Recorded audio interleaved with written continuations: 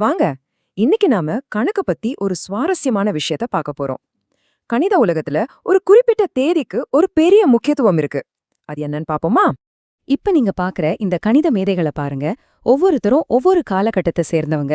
ஒருத்தர் இப்போ இருக்கிற நவீன காலத்துல பெரிய விருது வாங்கினவர், இன்னொருத்தர் 19ஆம் நூற்றாண்டுல வாழ்ந்தவர், இன்னொருத்தரோ சோவியத் யூனியன் சிறையில இறந்து போனவர். இவங்களுக்குள்ள என்னங்க ஒற்றுமை இருக்க முடியும்? பார்த்தா சம்பந்தமே இல்லாத மாதிரி தெரியுது இல்லையா? ஆனா ஆச்சரியமான விஷயம் என்னன்னா, இவங்க எல்லாருக்கும் பொதுவான ஒரு விஷயம் இருக்கு.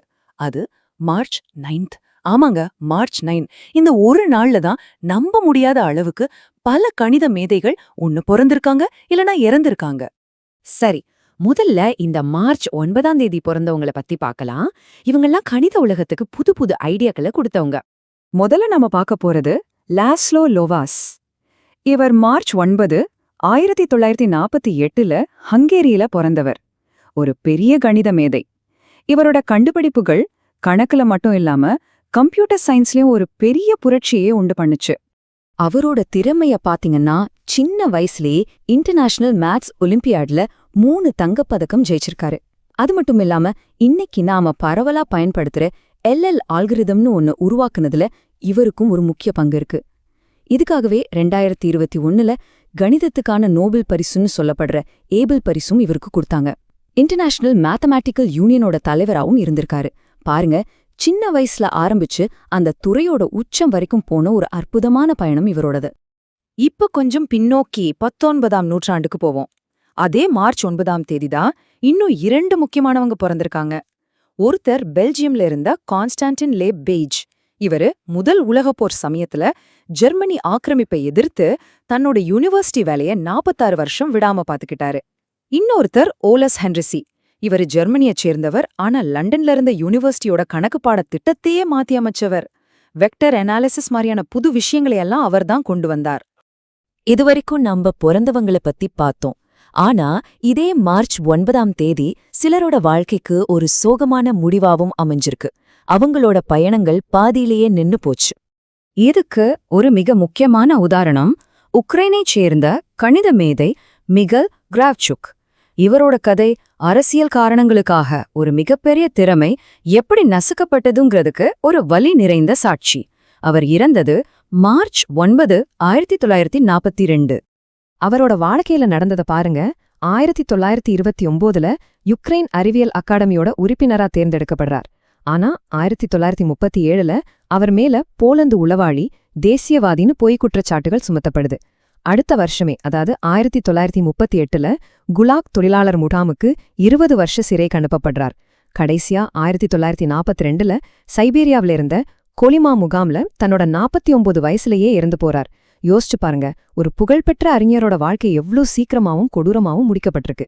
அவர் பட்ட கஷ்டத்தை அவரோட வார்த்தைகள்லே கேளுங்க. உச்ச நீதிமன்றத்துக்கு எழுதின ஒரு கடிதத்துல, தொடர்ந்து 11 நாள் தூங்கவே விடல, பக்கத்து அறைகள்லிருந்து வர்ற சித்திரவதை சத்தமும் முனகல்களும் என்னோட மனச ரொம்ப பாதிச்சதுன்னு சொல்லியிருக்கார். எதுக்காக இவ்ளோ கொடுமை? அவர் செஞ்ச தப்பெல்லாம் வெளிநாட்டிலிருந்த மற்ற கணித அறிஞர்களோட கடிதம் மூலமா பேசினதுதான். எல்லா மரணத்துக்கும் அரசியல் காரணம் இல்ல, சிலது விதியாலையும் நடந்திருக்கு. பிரெஞ்சு கணிதவியலாளர் எட்மண்ட் போர் மார்ச் 9, 1866ல இறக்கும்போது அவருக்கு வயசு வெறும் 33 தான். அந்த சின்ன வயசுக்குள்ள அவர் சாதிச்சது பாருங்க. அனலிட்டிக்கல் மெக்கானிக்ஸ்ல முக்கியமான சமன்பாடுகள், வான்வெளி இயக்கவியல் பத்தி 2 அற்புதமான டாக்டர் பட்ட ஆய்வறிக்கைகள், பரப்புகளோட உருமாற்றம் பத்தின கோட்பாட்டுக்கு பரிசு வாங்கின ஒரு கட்டுரைன்னு, பகுப்பாய்வு, இயற்கணிதம், வடிவியல்னு பல துறைகள்ல பெரிய முன்னேற்றங்களை செஞ்சிருக்கார். வெறும் 33 வயசுலயே இவ்ளோ செஞ்சவர் இன்னும் கொஞ்ச காலம் வாழ்ந்திருந்த கணித உலகமே வேற மாதிரி இருந்திருக்குமோ என்னமோ. அதே மார்ச் 9ஆம் தேதி நடந்த இன்னொரு இழப்பு ஆக்னஸ் ஃபாக்ஸ்ட்ரோடது. 1917ல தன்னோட 46 வயசுல அவர் இறந்து போனாங்க. இவங்களோட கதை திறமை இருந்தும் சமூக காரணங்களுக்காக அதை வெளிப்படுத்த முடியாம போனது சொல்லுது.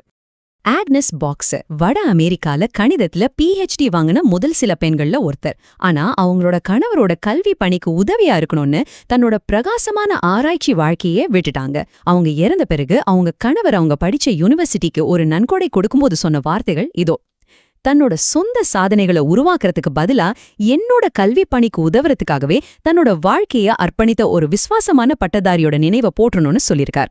இதுல இருந்தே தெரியுது இல்லையா, அந்த காலத்துல ஒரு பெண் எவ்வளவு திறமைசாலியா இருந்தாலும் என்ன மாதிரியான சமூக அழுத்தங்களை சந்திச்சிருக்காங்கன்னு.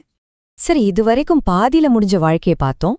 இப்போ இதே மார்ச் 9ல ஒரு முழுமையான, சில சமயம் கொஞ்சம் விசித்திரமான வாழ்க்கைய வாழ்ந்து முடிச்சவங்கள பத்தி பாப்போம்.